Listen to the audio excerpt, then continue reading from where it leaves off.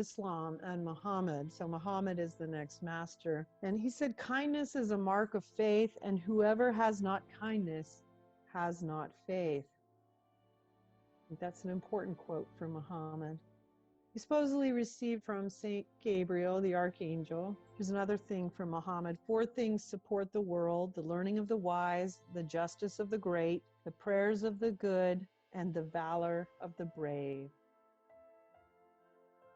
And here's a really good one as well. And I love these because these, in my view, speak to a lot of things. They show us the true intention of Islam, and they show us the error of anyone who tries to commit violence in the name of it. None of you truly believes until he wishes for his brother what he wishes for himself. So these are all from Muhammad. Muhammad praying at the Kaaba, and Muhammad with the first 4 caliphs. Very cool ancient drawings that are still available to us. And our next master is a caliph, Muhammad ibn Musa al-Qawar.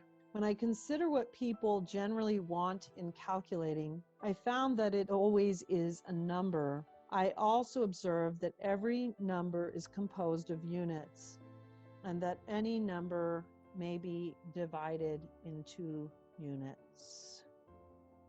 Another caliph, Abu al-Rayham al-Biruni, once a sage asked why scholars always flock to the doors of the rich, whilst the rich are not inclined to call at the doors of scholars. The scholars, he answered, are well aware of the use of money, but the rich are ignorant of the nobility of science.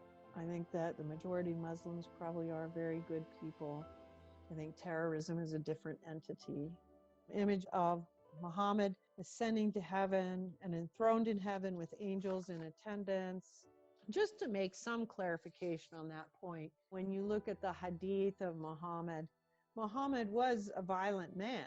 He did participate in beheadings. He's the one who started the whole thing and ordered those things, and he participated in warring against these other tribes. And that is one of the differences that we see with Muhammad and some of our other masters. So we'll just take note of that. What we're speaking about here at the feet of the masters, in the actual history of Islam, the actual life and history of Muhammad is very different than the life of Christ, the Buddha, both of which were very ascetical lives.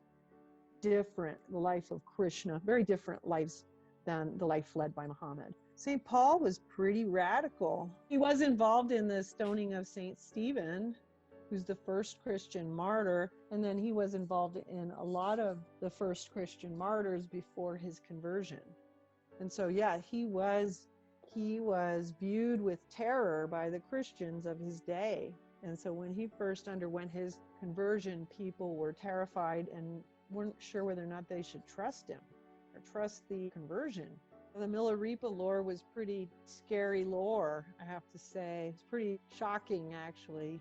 Milarepa is among some of the masters here. In the case of Milarepa, the case of St. Paul, post-conversion, when they followed the way, they became peace-loving people. Whereas in the case with Muhammad, I'm not going to make a comment on it. I'm not a historian or an archaeologist. The times in Arabia were unusual.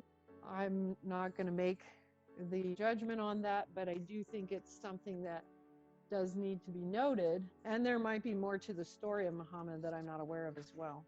And then the next master picture we have is a Muslim man observing the Du al-Hilja, the Kuzuf, also known as the standing, by praying near the rocks of Jabal al-Rama, a traditional social and legal custom to say takbir, which is Allahu Akbar, which means God is creator, the tahmid, which is alhamdulillah, praise be to God, and the talil, which is la ilala illallah.